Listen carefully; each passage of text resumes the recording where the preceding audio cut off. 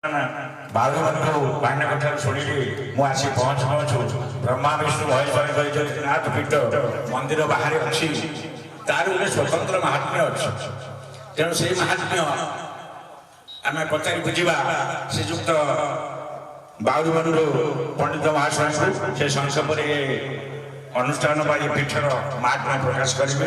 କେମିତି କିପରି ଭାବରେ ଜାତି ଧର୍ମ ନିର୍ବିଶେଷରେ ସନାତନର ସମନ୍ୱୟ ଏଠି ଘଟିଛି ସେ ସମ୍ବନ୍ଧରେ ଟିକେ କହିବା।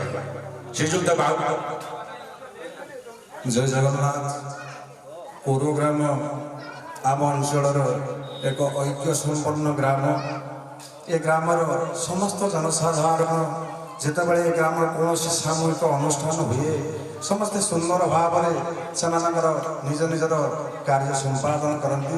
ତେଣୁ ମୁଁ ସେ ବିଷୟରେ ଲେଖିଛି। ପୃଥିବୀ ପୃଷ୍ଠରେ ଭାରତ ମାଟିରେ ଓଡ଼ିଶା ଠେକିରେ କୋରୁଅ ଘିଅ ଉର୍ଜାସନ ସର୍ବତ୍ର ବ୍ୟାପୁଛି ଗ୍ରାମ ନାମ ହେଉଅଛି ଧନ୍ୟ।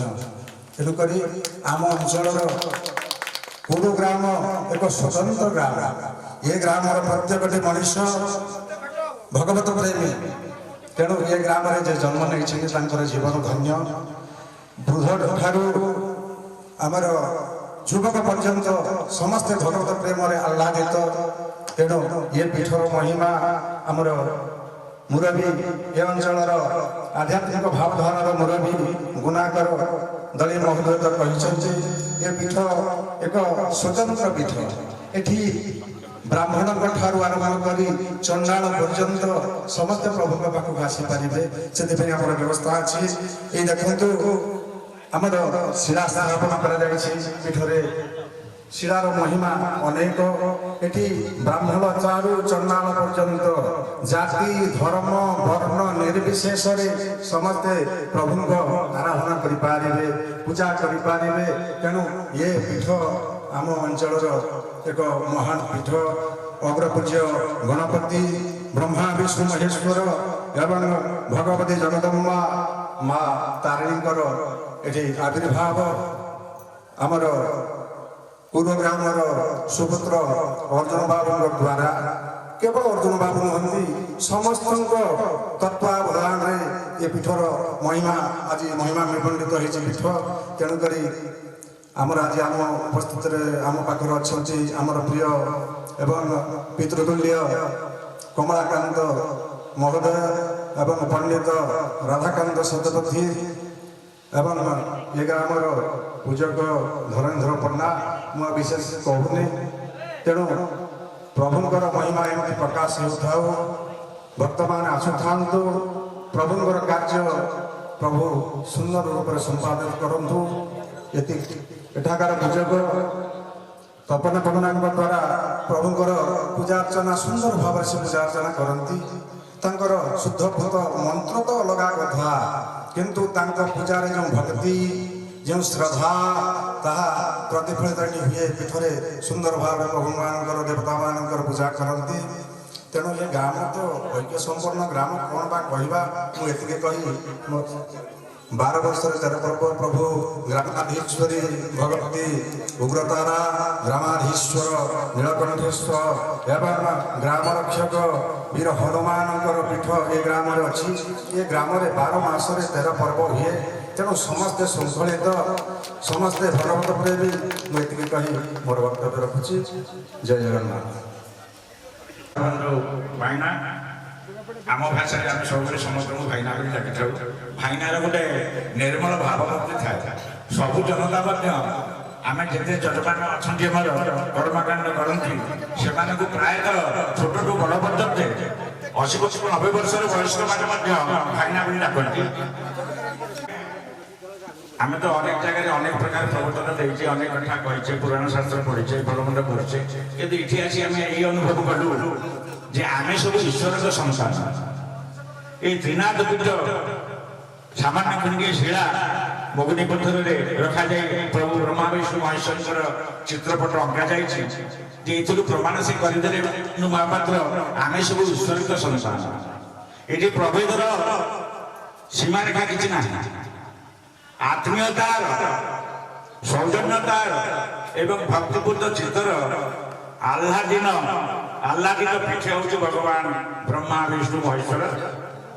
ମୁଁ ଅନ୍ୟତ୍ର ଅନେକ କଥା କହିଲେ ତ ଏମିତି କହି ଚାଲିଲେ ରାତି ପାଇଯିବ ଯେ ବ୍ରହ୍ମା ବିଷ୍ଣୁ ମହେଶ୍ୱରଙ୍କୁ ବୁଝିବାର ଅର୍ଥ କ'ଣ, କାହିଁକି ସେ ଆସିଲେ ଆମ ପାଖକୁ, ଆମକୁ ତ୍ରିନାଥ ରୂପରେ କାହିଁକି ପରିଚୟ ଦେଲେ, ଏ କଥା ତ ଆପଣ ଦଳେ ମୋ ସାଂସଦରୁ ଶୁଣିଲେ। ଏବେ ଆମେ ଯିବା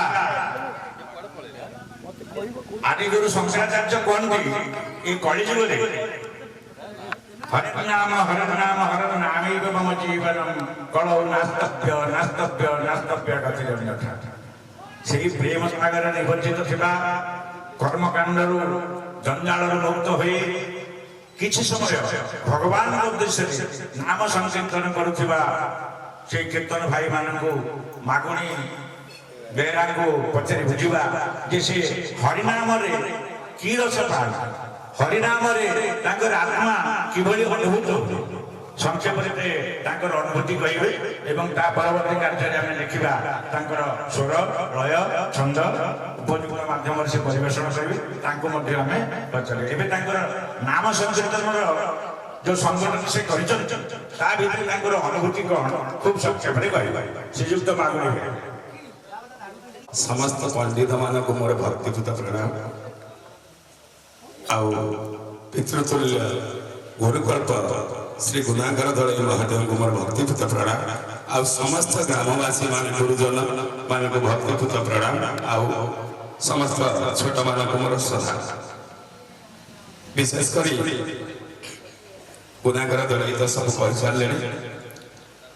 କହିବାର ଉଦ୍ଦେଶ୍ୟ ଆମେ ପ୍ରାୟ 50 ବର୍ଷ ହବ ଏ ମେଳା ଅନୁଷ୍ଠାନରେ ନାମ କରି ଆସୁଛୁ।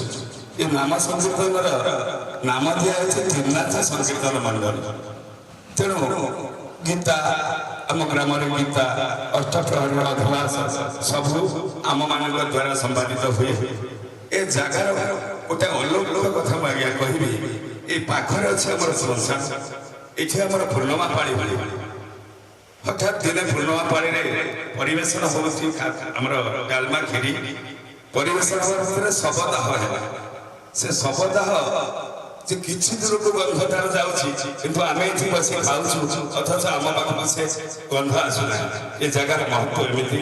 ଅର୍ଜୁନ ଭୋଇ ବହୁତ ଶରୀର ବ୍ୟସ୍ତ ହୋଇ ପଡ଼ିଥିଲା ବେଳେ ଆମେ ତାକୁ 4 ଜଣ କାନ୍ଧି ଆଣି ଏଠି ଘର ଫର ନଥିଲା। ଶ୍ରାବଣ ମାସର ପ୍ରବଳ ବର୍ଷା, ତାଙ୍କର ଗାଡ଼ି ଥିଲା, ଗାଡ଼ି କାଟ ଘୋରେଇକିରି ଏଠି ଆମେ 7 ଦିନ ତାକୁ କାନ୍ଧେଇକିରି ଆଣି ଏଠି ପକେଇ ଗଲୁ। 7 ଦିନ ତ୍ରାହି ପଡ଼ି ସାରିଲା ପରେ ସେ ଏଠି ଉଠି ଧୂଆଁପଦାର ମାଗୁଚରଣ ଦଳେଇ ଘରେ ଦହି ପଖାଳ ଖାଇ ସେ ଯାଇକିରି ଆମ ପାଖରେ ପହଞ୍ଚିଲେ। ଆମେ ଦେଖି ଆଶ୍ଚର୍ଯ୍ୟଚକିତ ହେଲୁ, ପ୍ରଭୁଙ୍କୁ ବହୁତ ପ୍ରଶଂସା କରୁ। ତେଣୁ ଆମର ପିତୃତୁଲ୍ୟ ଗୁଣାକର ଦଳେଇ ମହାଦେବ ତ ସବୁ କହିସାରିଲାଣି। ମୁଁ ଏ ନାମ ପ୍ରେମରେ ଏମିତି ମଜିଯାଏ ଯେ ଭୋକ ଶୋଷ ମୁଁ ଭୁଲିଯାଏ ଆଜ୍ଞା।